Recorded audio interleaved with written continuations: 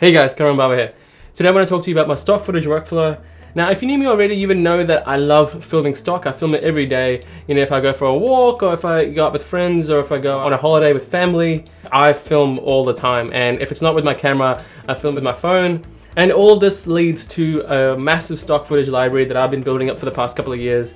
Yes, having another revenue stream is amazing, but just pressing the record button like on a camera, you know, just this amazing, fulfilling thing as a filmmaker. It's like a gateway into some creative, beautiful scenery, some creative, beautiful world of art. But before I get carried away and, you know, getting emotional about, you know, just art in general and how amazing filmmaking is, I want to finish recording this video. So let's get right into it. So when I film for stock footage, I have some basic rules in mind. This is just to prevent any future rejections coming in from either the platform or the curators or anyone at all that may deem the footage not for selling. One of these rules is pretty simple. I have to film each shot between 5 seconds and a minute. If it's outside of that range, there is a chance that the shot will be rejected because it's either too short or too long for someone to buy, to serve a purpose in anyone's video. And that goes on to my other rule, which is filming in 50 frames per second. Most cameras these days can film 50 frames, 100 frames, you know, with HD or 1080p footage.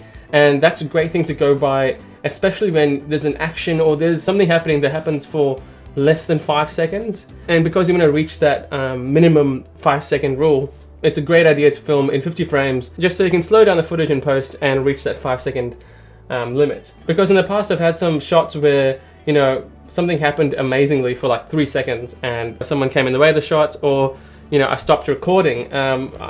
It's quite a pity losing those shots.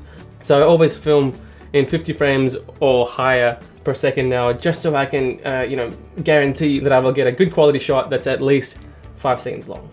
So moving on to another basic rule that I have in my mind while filming stock footage is not filming anyone who's identifiable or any sort of location that's identifiable without having the correct release forms and permits. If it's like a public landmark, that's amazing. You know, a lot of my shots have the Sydney Opera House and the Harbour Bridge and all that because I live in Sydney.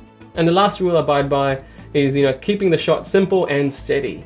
There have been a couple of times where a lot of my shots have been, you know, very shaky and they've come back rejected from the platform, saying that the shots are unusable. So every shot now I make sure that it's steady. If I do film it with my phone, if it does look a little shaky, I just put some warp stabilization in post. It usually solves the issue, but if it doesn't, your footage might come back rejected. So yeah, keep that in mind when you're filming. Just keep it steady, keep it simple.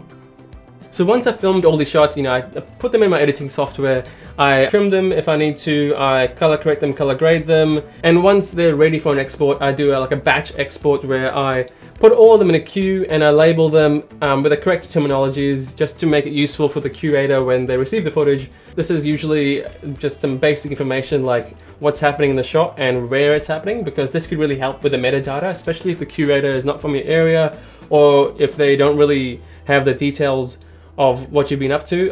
It's good to just label in the shot, you know, what you've been up to and what location this was filmed in, especially when they're going through thousands of shots, not just from you, but from other filmmakers as well. So once exported, I upload all these videos via FileZilla and they go towards Blackbox. So I've talked about Blackbox in my previous videos.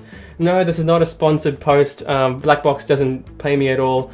Well, for these videos anyway, but then, of course, stock footage is different. So with Blackbox, I've had more success with selling footage online because in the past, I've used Shutterstock and I've uploaded the video and done my own metadata curation, and I've gone through the processes of having that footage submitted onto Shutterstock and other platforms. But as I went on doing this all by myself, the whole metadata thing kind of turned me off, especially because, you know, when you've filmed around, say, 1,000 clips or even 100 clips, and you've filmed them, you've exported them, and now you have to do metadata for every single clip, like, you know, uniquely as well. It's just a lot of work, and as filmmakers, we just want to film and edit. That's the main thing we want to do. We're not really copywriters, so to say. So with Blackbox, I found it amazing that I can actually assign a metadata curator to my clips, and they're actually professionals in their field. The ones I've been using, they've been doing great, and my clips are being sold more now than when I was doing it on my own, because now I have the support of, you know, this curator who has a good idea of what sells and what kind of keywords match every video.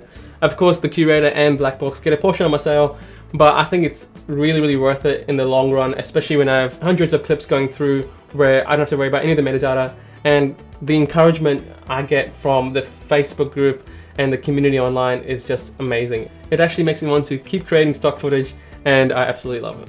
So at first your efforts might feel like they're for nothing because you're not getting any sales or anything, but when you truly believe that you've captured a good quality shot that can be used for a commercial, a TV show, or even like a social media piece, it's totally worth putting it up. At the end of the day, you have to think to yourself, would I buy the shot if someone else was selling it?